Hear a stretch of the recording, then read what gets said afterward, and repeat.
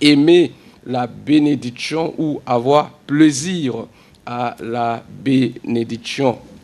Dans Psaume chapitre 109, le verset juste 17, la Bible dit « Il aimait la malédiction qu'elle tombe, n'est-ce pas, sur lui. Il ne se plaisait pas à bénir que la bénédiction s'éloigne de lui. » Gloire au Seigneur. Les mots, n'est-ce pas, bénédiction vient du latin benedictio, qui signifie, bene signifie dire, dicio.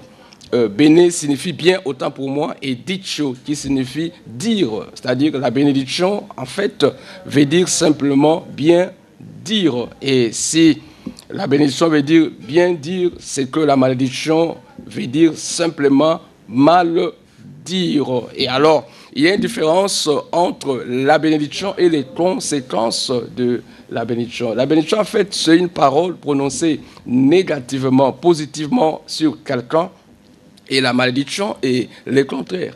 La bénédiction n'est pas l'argent, la bénédiction n'est pas le maison, le bien matériel ou financier, mais la bénédiction, c'est une parole prononcée positivement sur une personne, sur un quartier, sur une ville, sur un pays. Gloire au Seigneur. Et la malédiction, c'est le contraire. Mon sujet, c'est aimer la bénédiction. Et quand nous lisons la bonne nouvelle de la parole, n'est-ce pas, la bonne nouvelle de la parole de Dieu, la Bible dit au verset, n'est-ce pas, 17 dans la version parole de vie, la Bible dit, il aimait beaucoup souhaiter les malheurs.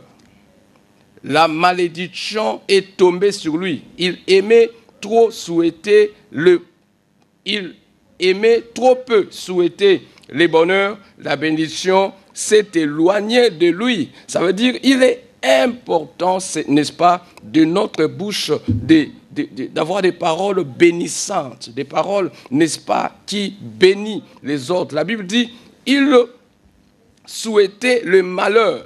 Vous savez, il y a des gens qui, dans leur bouche, ne sortent que des paroles mauvaises pour les autres, des paroles mauvaises peut-être pour lui-même.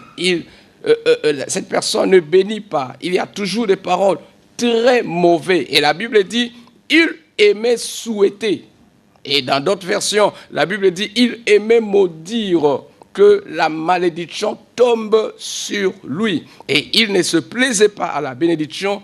Et la bénédiction, n'est-ce pas, s'éloignera de lui. Ce matin, j'aimerais, n'est-ce pas, encourager quelqu'un, stimuler quelqu'un à savoir que la plupart des malédictions, ce n'est pas seulement les sorciers, ce n'est pas seulement les gens, mais la plupart aussi peut être toi-même. Ta bouche ne fait que parler du mal des autres, du mal des enfants des autres, du mal, n'est-ce pas, des activités des autres, du mal, n'est-ce pas, des autres personnes. Et quand tu dis du mal des autres, les malheurs, la malédiction va tomber sur ta vie. La malédiction va tomber, n'est-ce pas, sur même tes enfants. C'est pourquoi la Bible dit qu'il aimait maudire.